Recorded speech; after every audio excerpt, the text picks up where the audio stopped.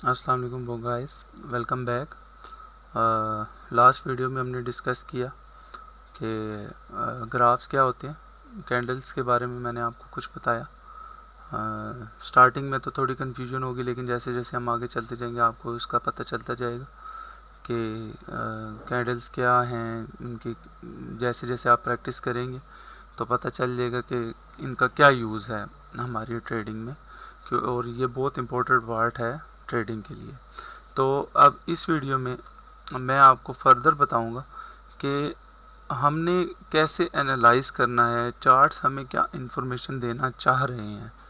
यानी कि ये जो अब कैंडल बन रही है, क्लोज हो रही है, ग्रीन हो रही है, रेड हो रही है, ऊपर की तरफ मूव कर रही है, नीचे की तरफ मूव कर रही है, तो ये असल में इंफॉर्मेशन देना चाह रहे हैं, हमें एक हिस्ट्री बता रहे हैं, ताकि हम उससे एक फ्यूचर का अंदाज़ा लगा सकें कि फ्यूचर में क्या पॉसिबल है, प्राइस मूवमेंट क्या हो सकती है किसी भी करेंसी की।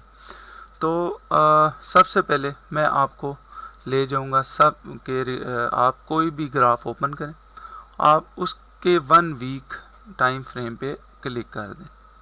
जब आप 1 वीक के टाइम फ्रेम पे क्लिक कर देंगे, इसको हम थोड़ा एडजस्ट करते हैं ताकि विजिबिलिटी हमारी आसान हो जाए। इसको हम ऐसे कर देते हैं। तो अभी ये जो हमारा आपको नीचे टाइम, यहाँ इस जगह पे टाइम नज़र आ रहा होगा, ये 2013 से लेके आज तक। अभी मैंने क्योंकि 1 वीक की कैंडल ओपन की है, तो वो ग्राफ जो है वो 2013 की भी इंफॉर्मेशन दे रहा है मुझे, क्योंकि एक कैंडल जो सी है वो 1 वीक की है। तो अभी हम इतना पुराना नहीं जाएंगे, कोई भी नहीं जाएगा। जिसने भी प्रैक्टिस करनी है, आप इसको एक विजिबिलिटी आसान कर लें अपने लिए, एक कि आपको पता चले कि हमारे पास एक पिक्चर आ जाए, कैंडल्स हमें विजिबल हों। हम देख रहे हैं कि हमारे पास ये 2016 से लेके अब तक ग्राफ की एक इंफॉर्मेशन आ रही है। ये जहाँ पे मैं कर्सर मूव कर रहा हूँ, एक कैंडल 1 वीक को रिप्रेजेंट कर रही है। अब हम ने क्यों ये ओपन किया, हमने एनालिसिस करना है कि मार्केट में क्या हो रहा है।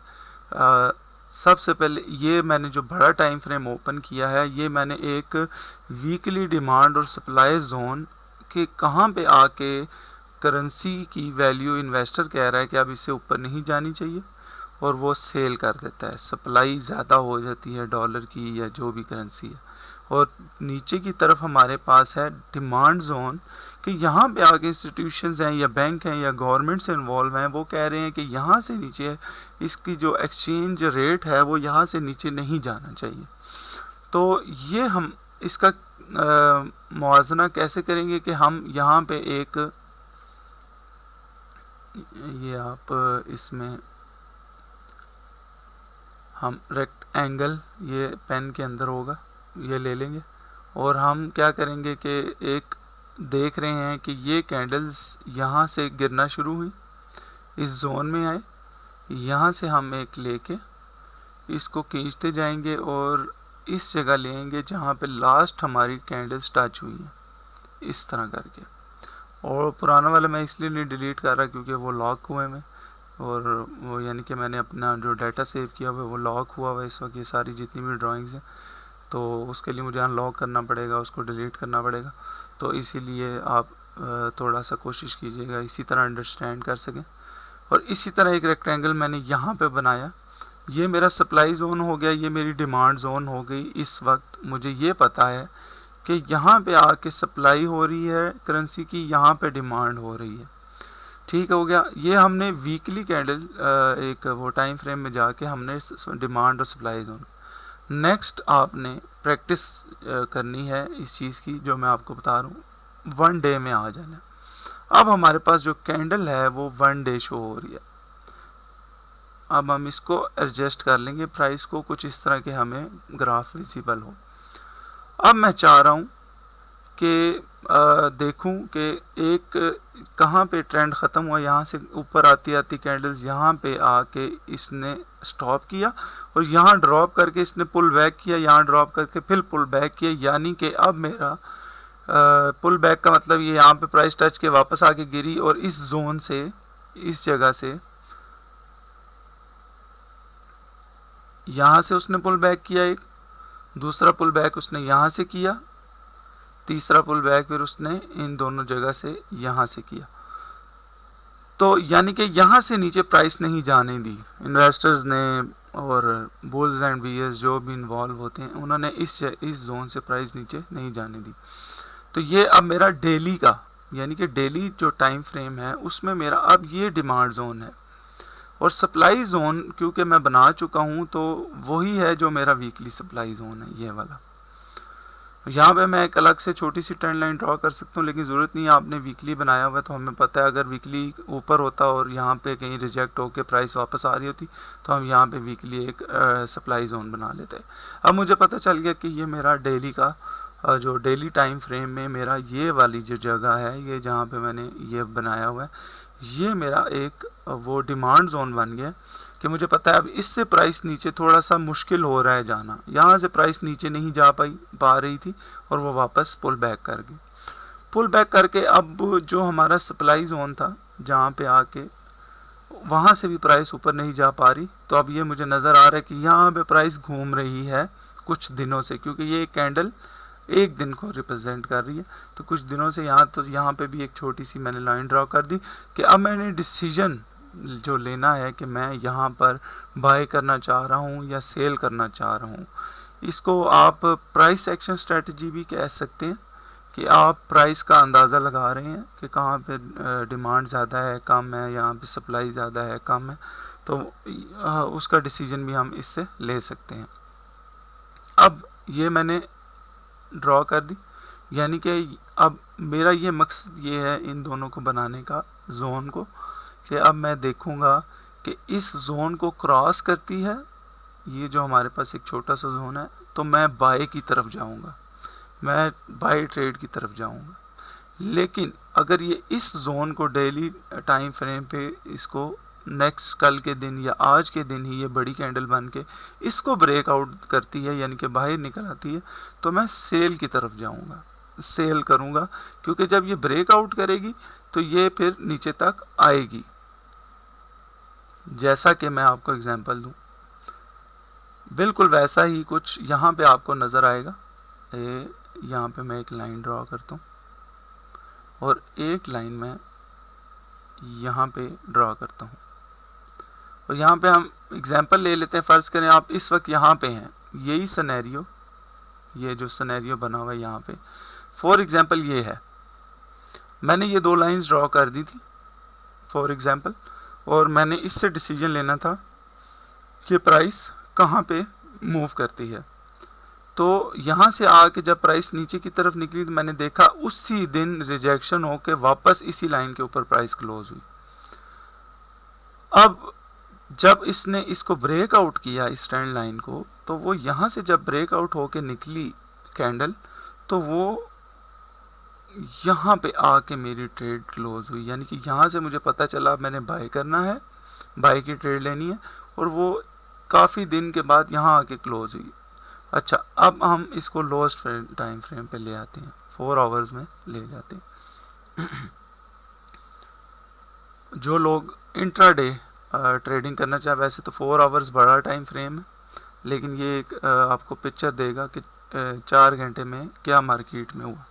अब जो लोग एक दिन में वो तो होगी स्विंग ट्रेड, यानी कि आप लॉन्ग ट्रेड काफ़ी दिनों के लिए रोक के रखते हैं एक ट्रेड को ओपन करके और बड़े प्रॉफिट्स की तरफ जाते हैं।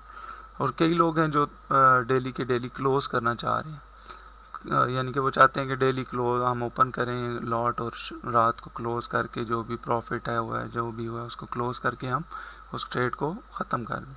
तो उनके लिए अब लोएस्ट कम टाइम फ्रेम वाले आ जाती हैं कि अब यही एनालिसिस हम इसमें करेंगे। वो एनालिसिस क्या होगा, एग्जांपल मैं आपको दे देता हूँ कि यहाँ से हम यहाँ पर आ जाते हैं कि यहाँ पे हमने एक लाइन ड्रॉ की और दूसरी लाइन हमने यहाँ पे ड्रॉ कर दी कि 4 घंटे में प्राइस इधर मूव कर रही है। तो अब हमने देखना है ब्रेकआउट कहाँ होता है, और कैंडल जो सी है जो फिल्ड कैंडल है, शेड्स नहीं, जो फेल्ड कैंडल है वो इसको ब्रेकआउट देते हैं। यहाँ पे हमने देखा एक बड़ी ग्रीन कैंडल बनी, इसको ब्रेकआउट दिया। अब मुझे पता था कि ये ऊपर की इससे मुझे पता चला कि ये अब ऊपर की तरफ ब्रेकआउट हुआ है तो ये ऊपर की तरफ जाएगी। तो चूंकि मैंने सप्लाई जोन के बारे में अपनी पहले से एक वो आइडेंटिफाई किया हुआ था सप्लाई जोन, तो मेरी कोशिश ये होगी कि अगर मैं इंट्राडे ट्रेडिंग करता हूँ, यहाँ पे मैंने अगर बाय की ट्रेड ली है तो वो मैं यहाँ पे जाके क्लोज कर दूँ, ठीक है, क्योंकि मुझे पता है ये सप्लाई जोन है। और यहाँ से फिर मैं इस वाली जगह पे एक अपनी वो ट्रेड ओपन कर सकता हूँ सेल की, वो भी इसी तरह मैं करूँगा, क्योंकि जब एक जगह प्राइस मूव करके रुकती है तो थोड़ी देर वो एडजस्ट करती है। तो ये मैंने एक जोन बनाया, यहाँ से इस प्राइस ने नीचे की तरफ ब्रेक किया, यहाँ से मैं सेल की ट्रेड ओपन कर सकता हूँ। ये हमारा प्राइस एक्शन है। यहाँ पे आपने रेगुलर इस पे नज़र रखनी है। अगर तो आप लॉन्ग काफ़ी दिनों की ट्रेड ओपन करना चाह रहे हैं, स्विंग ट्रेडिंग करना चाह रहे हैं, फिर तो आप वेट कर सकते हैं। लेकिन अगर आपने 1 घंटे के टाइम फ्रेम पे या 30 मिनट्स पे करनी है, अब हम 1 आवर पे आ जाते हैं, तो फिर आपको इस पे नज़र रखनी पड़ेगी। अब आपको नज़र आ रहा होगा कि वो जो हमें ग्राफ बड़ा बड़ा नज़र आ रहा था वो क्लोज होता जा रहा है, क्योंकि हम छोटे टाइम फ्रेम में आते जा रहे हैं। ये है प्राइस एक्शन स्ट्रेटजी। अच्छा, मैंने कोशिश ये करनी है कि अगर मेरा डिमांड जोन पे ग्राफ आया हुआ है तो मैं कोशिश करूँगा कि मैं वेट करूँ इस डिमांड जोन से, या नीचे की तरफ इसको निकलने दूँ। तो नीचे की तरफ ब्रेकआउट होगा तो मैं सेल का सिग्नल कंसीडर करूँगा इसे। और अगर ये ऊपर की तरफ ब्रेकआउट वापस होगा तो मुझे पता चल जाएगा कि यार इसी जोन से इन्वेस्टर नहीं चाह रहा कि ये नीचे की तरफ गिरे, तो ये मैं यहाँ से बाय की ट्रेड लूँगा। अब इसी जोन को मैं एग्जांपल के तौर पे ले लेता हूँ कि मैं यहाँ पे आके एक मैंने ट्रेड सेल की ली, यहाँ से यहाँ पे आके उसको क्लोज कर दिया, क्योंकि ये मेरा अब डिमांड जोन आ गया था। तो अब मैं वेट करूँगा कि प्राइस किसी एक तरफ मूव करे। फॉर एग्जांपल आप इसको इग्नोर करें कि हमारा ये आगे की कैंडल्स नहीं बनी हुई। तो अब जब यहाँ पे मैंने ट्रेड क्लोज कर दी तो सबसे पहले मैंने ट्रेंड लाइन यहाँ पे ड्रॉ कर दी, ठीक हो गया। अब आपको नज़र आ रहा है यहाँ पे शेड्स निकले हैं 1 घंटे की कैंडल के, लेकिन ये कैंडल नहीं बनी यहाँ पे इस वाली ट्रेंड लाइन के नीचे। और दूसरा, फिर जब ये प्राइस ऊपर गई तो मैंने यहाँ पे आके एक लाइन ड्रॉ कर दी। अब मैं वेट करूँगा कि ये जो प्राइस है डिमांड जोन को ब्रेकआउट करती है, यानी कि इससे नीचे आती है या नहीं आती। और दूसरी चीज़ मैंने देखी कि वो वापस उसी तरह डिमांड जोन, यानी कि लोगों ने यहाँ से परचेजिंग शुरू की और वो जो करेंसी का एक्सचेंज रेट था वो वापस ऊपर की तरफ मूव करना, यानी कि ये डिमांड जोन मेरे लिए डिमांड जोन ही रहा। यहाँ से अगर ब्रेकआउट नीचे की तरफ हो जाता तो ये मेरे लिए सप्लाई जोन, जो डिमांड जोन है वो सप्लाई जोन में कन्वर्ट हो जाता, कि यहाँ से भी अब इन्वेस्टर चाह रहा है कि रेट नीचे जाए। तो जब मैंने देखा यहाँ से इसने प्राइस ब्रेकआउट की तो यहाँ पे हम बाई की ट्रेड कर सकते हैं, ठीक है। और इस वाली पे हम स्टॉप लॉस लगा सकते हैं ट्रेंड लाइन पे, ताकि अगर प्राइस नीचे की तरफ यहाँ से ब्रेकआउट करे तो वो हमारी ट्रेड क्लोज हो जाए, ज़्यादा नुकसान ना हो। तो यहाँ से हम बाय कर सकते हैं। बाय करके एज़ यूजुअल वही हम चीज़ करेंगे कि अगर पिछली प्राइस यहाँ पे हम एक लाइन ड्रा कर देते हैं, मैंने देखा यहाँ पे क्लोज हुई है तो ये वाली ट्रेंड लाइन मुझे हेल्प कर सकती है, यहाँ पे आके मैं अपनी ट्रेड क्लोज कर दूँ जो मैंने ओपन की है।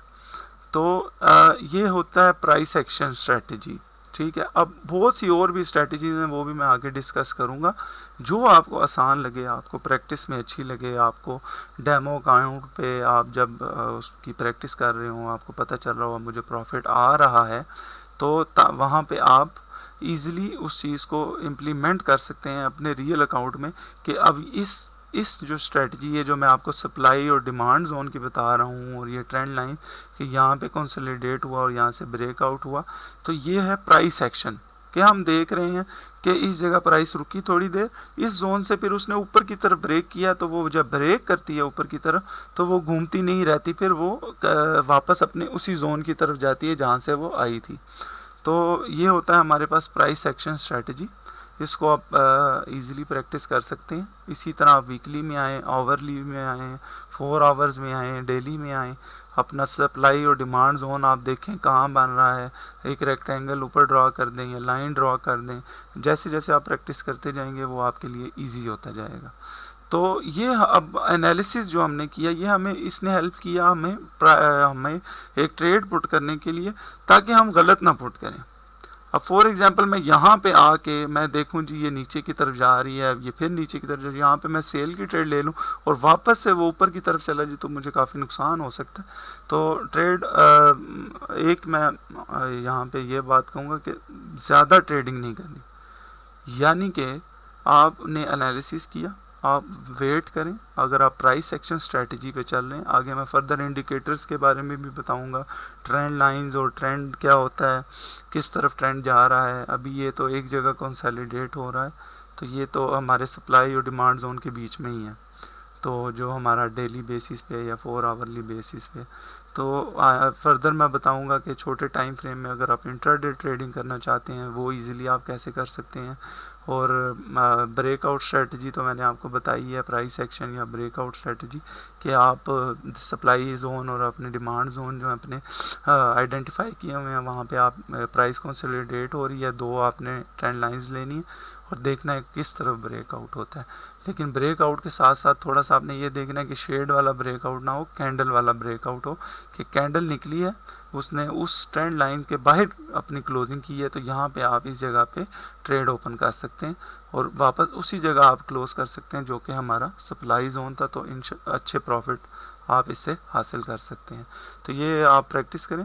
tradingview.com पे कोई भी करेंसी पेयर लें, उसको वीकली में जाएं, डिमांड सप्लाई जोन आइडेंटिफाई करें, फिर उसके बाद लोअर टाइम फ्रेम्स में आके आपने देखना है प्राइस कंसोलिडेट कहाँ हो रही है, ब्रेकआउट, आपने सिर्फ ब्रेकआउट को भी प्रैक्टिस करना है।